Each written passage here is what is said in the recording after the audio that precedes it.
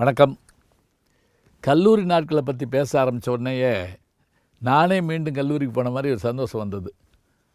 அதுவும் அந்த கல்லூரி நாட்களில் என்னென்ன மகிழ்ச்சிகள் இருந்தது, எத்தனை கஷ்டங்கள் இருந்தது, இதெல்லாம் பார்த்தோம்.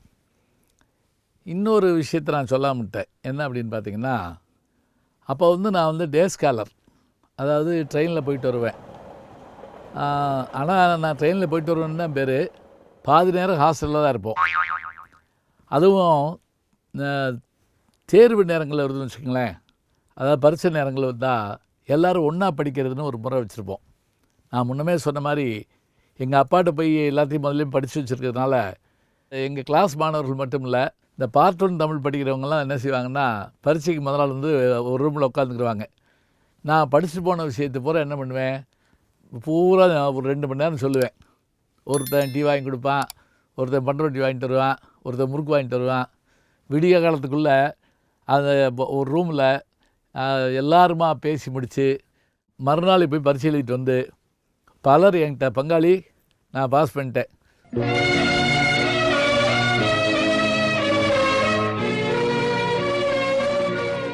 நேற்று நீங்கள் சொன்ன விஷயம் கேட்டுக்கிட்டு இருந்தேன், நல்லா இருந்துச்சு, பிரபாதம் அப்படிம்பாப்பில். எனக்கு ஆச்சரியமாக இருக்கும் அந்த மாதிரி அந்த நிகழ்வுகளை பார்க்குறப்ப. அதே போல் அந்த ஹாஸ்டல் டேஸில் அவங்க எல்லோரும் ஹாஸ்டலில் இருக்காங்க, நாங்கள் டே ஸ்காலராக இருப்போம். அப்போ இரவு நேரங்களில் படிக்கிறது அப்படின்னா, நாளைக்கு தேர்வு அப்படின்னா இரவு முழுக்க படிக்கிற ஒரு பழக்கம் உண்டு. அம்மானாக்கரோடு பயில் வகை ஒரு கால்னு நன்னூல் சொல்லும். இப்போ படித்த படிப்பு இருக்குது பார்த்தீங்களா, அதை வாத்தியார் சொல்லி கொடுக்குறப்ப நமக்கு 1/4 பங்கு தான் ஏறுமா, அப்புறம் நம்மளாக படிக்கிறப்ப அரை பங்கு ஏறுமா. அதை நண்பர்களோடு சேர்ந்து இந்த குரூப் ஸ்டடி சொல்கிறோம்ல, அப்படி உட்காந்து படிக்கிறப்ப 3/4 பங்கு ஏறுமா. நம்மளே திருப்பி சொல்லிட்டோம்னு வச்சுக்கோங்களேன், முழுசாயிருவோமா. நான் ஒரு வேளை அப்படி தான் முழுசானனோ என்னமோ தெரில. நான் கேட்டு கேட்டு கேட்டு கேட்டு திருப்பி திருப்பி திருப்பி சொல்லி சொல்லி சொல்லி அதை தயார் பண்ணிக்கிட்டது பெரிய விஷயமா இருந்தது. அதே போல் தேர்வு வர்ற நேரங்களில் நாங்கள்லாம் எவ்வளோ சிரமப்பட்டுக்கிட்டே இருப்போம். அதில் குறிப்பாக என்னை பொறுத்த மட்டும் என்னென்னா, நான் கல்லூரிக்கு வந்த காலத்தில் தான் என்னுடைய தாயார் தவறி போயிடுறாங்க. அது ஒரு நாளைக்கு சொல்கிறாங்க, அது ரொம்ப சோக கதை. அப்போ எங்கள் வீட்டில் எங்கள் அப்பா, நான், என் தங்கை, எங்கள் அப்பாவோட தங்கை, எங்கள் அத்தை, 4 பேர் தான். சில சமயத்தில் அவங்களால முடியலன்னு வச்சுக்கோங்க, நானும் எங்கள் அப்பாவும் தான் சமையல் பண்ணணும். இப்போ குக்கு வித் கோமாளியில் வர்றேன்னு நீங்கள்லாம் பார்த்து ஆச்சரியப்படுறீங்க, எனக்கு சமைக்க தெரியுமா அப்படின்லாம். அருமையாக சமைப்போம் நானும் எங்கள் அப்பாவும்.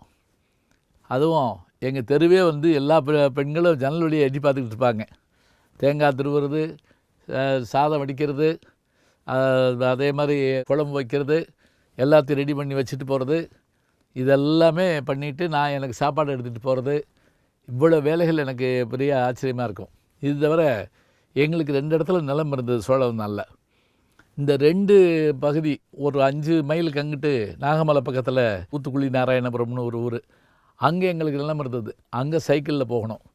இதில் என்ன ஆச்சரியம் தெரியுங்களா, இங்கேருந்து சைக்கிளில் உரமூடை கொண்டு போய் அதை சைக்கிள் நிப்பாட்டிட்டு அது தோளில் தூக்கிட்டு போய் நானே உரம் போட்டுட்டு அங்கே இருக்க மோட்டரில் குளிச்சுட்டு 8 மணிக்குள்ளே வீட்டுக்கு வந்து சாப்பாடை எடுத்துக்கிட்டு ட்ரெயினுக்கு ஓடி போகிறப்ப கரெக்டாக தேர்வு நேரம், அதாவது விதை போடுறப்ப ஃபஸ்ட் செமஸ்டர் ஆரம்பிக்கும், அறுவடை சமயத்தில் செமஸ்டர் தேர்வு வந்துடும். அப்போ என்ன பண்ணுவோம், வேகமாக அந்த வேலையெல்லாம் முடிச்சுட்டு நான் அங்கே போய் தங்கி தான் ஹாஸ்டலில் இருந்து அதை பார்த்துக்கிடுவேன். இது ஒரு பக்கம் விவசாயம், ஒரு பக்கம் கல்லூரி, ஒரு பக்கம் எங்கள் அப்பாவுக்காக போய் மேடையில் பேசுகிறது, இது தவிர இப்போ கோயிலில் பேசுகிறது, இது தவிர எங்கள் ஊரில் மல்லிகை நண்பர்கள் மன்றம்னு வச்சுருந்தோம். அதில் நாடகங்கள் போடுறதுன்னு ஏற்பாடு பண்ணி அதுக்கு கதை வசனம், டைரக்ஷன், கதாநாயகன், வில்லன் எல்லாம் நான் தான். 8 நாடகங்களுக்கு மேலே எழுதியிருக்கேன். அது ஒரு நாளைக்கு சொல்கிறேன் உங்களுக்கு. அது ஒரு பக்கம். இது தவிர பத்திரிக்கை நடத்துது அந்த காலத்தில், கையெழுத்து பத்திரிக்கைன்னு பேர்.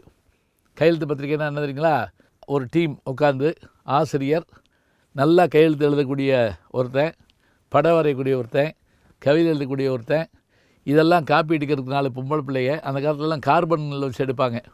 அதை ஸ்டாப்லர் போட்டு வீடு வீடாக கொடுத்து கடைசியில் 2 பேப்பர் விட்டுருப்போம், உங்கள் கருத்தை எழுதவும், அதெல்லாம் கொடுத்துருப்போம். இது மாதிரி பத்திரிக்கை நடத்துகிறோம். நான் நடத்துகிற பத்திரிகைக்கு பேர் என்னன்னு கேட்டிங்கன்னா கலையோசை அப்படின்னு அந்த பத்திரிகை.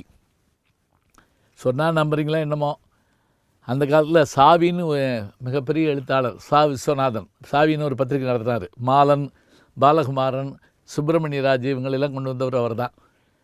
அவருடைய பத்திரிக்கையில் மாலன் இருந்தப்போ அவருக்காக திசைகள்னு ஒரு பத்திரிகையை தொடங்கினாங்க. அந்த திசைகள் பத்திரிகையில் முதல் வேலை என்ன செஞ்சாங்க தெரியுங்களா, தமிழ்நாட்டில் யார் யாரெல்லாம் கையெழுத்து பத்திரிகை நடத்துகிறாங்களோ, இன்றைக்கி நம்ம ஒரு நிமிஷத்தில் எல்லாத்தையும் நம்முடைய இதில் போட்டுறோம் இல்லையா, பிளாகில் எழுதிட்டோம், யூடியூப்பில் பேசுகிறோம், எல்லாம் பண்ணுறோம். அப்போ அதெல்லாம் கிடையாது. இந்த கையெழுத்து பத்திரிகை நடத்துகிறவங்களெல்லாம் உங்கள் பத்திரிகைகளை அனுப்புங்க, சிறந்த பத்திரிகைகளுக்கு பரிசு கொடுப்போம்னாங்க. நான் என்னுடைய இந்த கலையோசை பத்திரிகையை அனுப்பினேங்க. அதை பாராட்டி அதை பிரசுரித்து நீங்கள் தொடர்ந்து பத்திரிகை துறையில் பணியாற்றலாம் வாங்க அப்படின்னு கூப்பிட்டாங்க. நான் அதுக்கு போயிருந்தா அதுக்கும் போயிருக்கலாம். அப்போ ஒரு பக்கம் பத்திரிகை, ஒரு பக்கம் விவசாயம், ஒரு பக்கம் வீட்டில் சமையல், இன்னொரு பக்கம் கல்லூரி, இது நடுவில் ட்ரெயின், இதில் விடாமல் செகண்ட் ஷோ சினிமா. எங்கெல்லாம் சோழவந்தானை சுற்றி இருக்க தேட்டர்கள் இருக்கோ அத்தனைக்கும் சைக்கிள் எடுத்துக்கிட்டு போய் படம் பார்த்து வர்றது. இது எல்லாமே மறக்க முடியாத அனுபவங்கள். ஒவ்வொன்றுக்கும் தனித்தனியாக புத்தகங்கள் எழுதலாம்.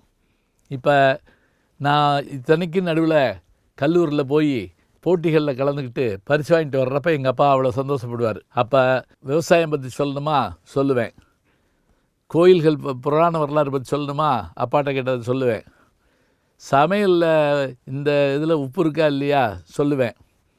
இது நான் பெருமையாக சொல்லலைங்க, இதெல்லாம் நான் எனக்கு தெரியுங்கிறதுனால சொல்கிறேன். இதெல்லாம் ஒவ்வொரு வேலையாக பார்த்துக்கிட்டே இருந்தது. அதே போல் பெருவெள்ளங்கள் வந்த காலத்தில் என்ன கஷ்டப்பட்டிருக்கோம். வைகை பொங்கி எழுந்ததுன்னு கேள்விப்பட்டிருக்கீங்களா?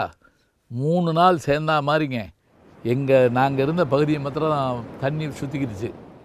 அப்போ பார்த்தீங்கன்னா எல்லாருமா சேர்ந்து மேடான பகுதிகளில் சமையல் பண்ணி அவங்கவுங்க வீட்டிலேருந்து எல்லா பொருளும் கொண்டு வந்து ஒரு 200 குடும்பம் சாப்பிட்டுட்டு 3 நாள் தங்கியிருந்தோம். அப்போ ஒரு அம்மா வேறு இறந்து போச்சு. என்ன பண்ணுறதுன்னு தெரியாமல் அதை உடனே இளைஞர்கள்லாம் சேர்ந்து என்ன பண்ணாங்க தெரியுங்களா, ஒரு ஏணிப்பட்டியில் அதை அப்படி சுற்றி அப்படியே ஆற்றுல விட்டாங்க. ஆச்சரியமாக இருந்தது. இதெல்லாம் இன்றைக்கி கேட்டால் நம்ப மாட்டோம், கதைகள் மாதிரி தோணும். அப்போ என்னுடைய பால்யகாலம், என்னுடைய கல்லூரி பருவம் அப்படிங்கிற விஷயத்த புத்தகமாக எழுதலாம் அப்படின்னு நினச்சா அவ்வளவு செய்திகள் இருக்குங்க. இந்த செய்திகளெல்லாம் ஆச்சரியமாக இருக்கும், அருமையாக இருக்கும். அனுபவிக்கக்கூடிய வாய்ப்பு எல்லாருக்கும் கிடைக்குமான்னு தெரில. சிலர் வெளிநாட்டில் படிச்சிருப்பாங்க, சிலர் வேலை பார்த்துக்கிட்டே படிச்சிருப்பாங்க. நான் வேலை பார்த்துக்கிட்டும் படித்தேன், அதுவும் தனியாக ஒரு பக்கம் இருக்குது. கோத்தாரி பைட்டோ கெமிக்கல்ஸ்னு சோழவந்தான் பக்கத்தில் நகரி பக்கத்தில் இருக்குது. அங்கே இருக்கிற இதில் போய் ஒரு 6 மாதம் வேலை பார்த்துட்டு வந்தேன், சைக்கிளில் போய்ட்டு வருவேன். அப்போ வேலை பார்த்துக்கிட்டே படிச்சுக்கிட்டே சமையல் பண்ணிக்கிட்டே விவசாயம் பண்ணிக்கிட்டே நாடகம் போட்டுக்கிட்டே பத்திரிக்கை நடத்திக்கிட்டே இது மாதிரியாக என்னுடைய பொழுதுகள் என்னை வளர்த்துக்கிறதுக்கான ஒரு வாய்ப்பாக அமைந்தன. இது எல்லாமே எனக்கு கிடைத்த ஒரு பெரிய வாய்ப்பு, பாக்கியம்னு கூட சொல்லலாம். சரி, இதோடு சேர்த்து நான் பல்கலைக்கழகத்துக்கு படிக்க போனேன். அந்த அனுபவம் இருக்கே, அது ஒரு தனியான அனுபவம். அதுக்கு பிறகு தான் நான் ஆசிரியராக வந்தேன். என்னுடைய மாணவர்களோடு நான் செய்த பயணத்தை தனியாக பேசலாம், தொடர்ந்து பேசுவோம். நல்ல செய்திகளை நாளும் சிந்திப்போம், நாளை சந்திப்போம். அன்புக்குரிய யூடியூப் நேயர்களே, நீங்கள் இன்னும் என்னை நெருக்கமாக பின்தொடர வேண்டும் என்று சொன்னால் ட்விட்டர், இன்ஸ்டாகிராம், ஃபேஸ்புக் போன்ற சமூக வலைதளங்களில் பின்தொடர்ந்து வாருங்கள். நாம் முன்தொடர்ந்து செல்வோம்.